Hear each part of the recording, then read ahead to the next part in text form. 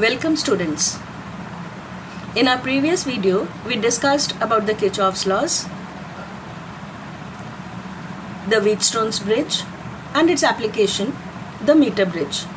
Today we are going to discuss about potentiometer, its principle and one of its application to compare the EMFs of two primary cells. Potentiometer is a device that has a big wooden plank of 1 meter length and either 4 or 10 wires are stretched on it. As you can see, from terminal A to the far end 1 meter, then there is a thick metallic strip of almost zero resistance and another wire of 1 meter, then a thick strip to make the connection complete. In this way, there is a 400 centimeter wire.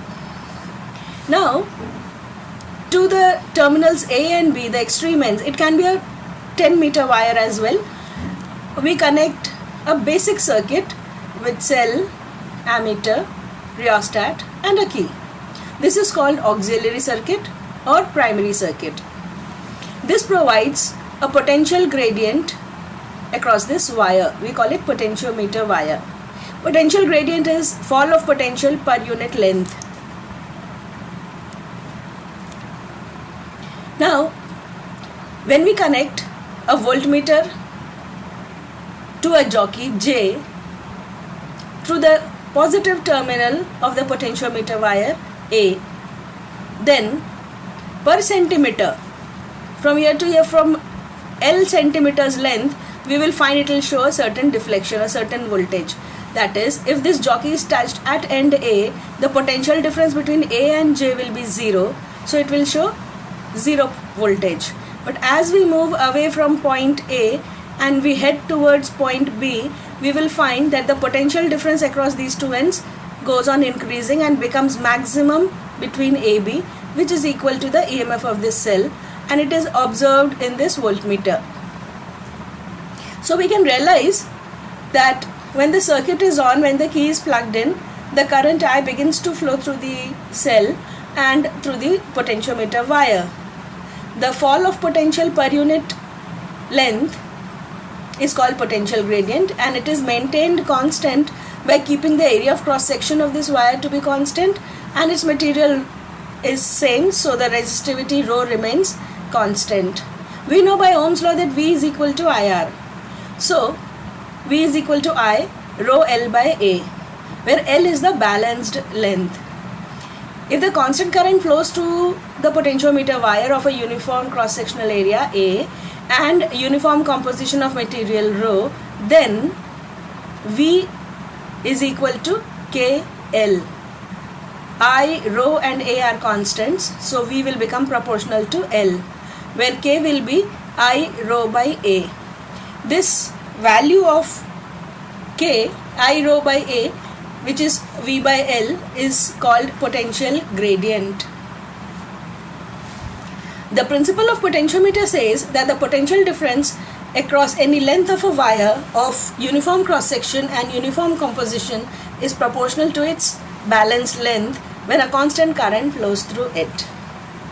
In other words, we can say that if a constant potential gradient is maintained across the terminals of the potentiometer wire AB, then the potential difference across any length of the wire is directly proportional to the EMF of the cell. We can see that if we plot a graph between V and L, then as the length AJ goes on increasing, the potential difference between A and J also goes on increasing, hence a straight line. The application of potentiometer is comparison of EMFs using the potentiometer. We are having the auxiliary circuit as usual we had in the previous circuit, and now we can see that when we connect a cell E1 through the terminal A, the important point here to remember is that the positive terminal of E1, the cell in the secondary circuit, is to be connected to that terminal of potentiometer wire A where the positive of the source cell in the basic circuit is connected. It is then connected through resistance box to the jockey and to the galvanometer and then to the jockey. The balance length is measured to be L1. Now the other cell of EMF E2, whose EMF is to compare with the EMF of cell E1, is then connected, taken into the circuit, and the balance length L2 is noted. In this way, we get E1 is equal to I rho L1 by A and E2 is equal to I rho L2 by A. Dividing the two equations, we get E1 by E2.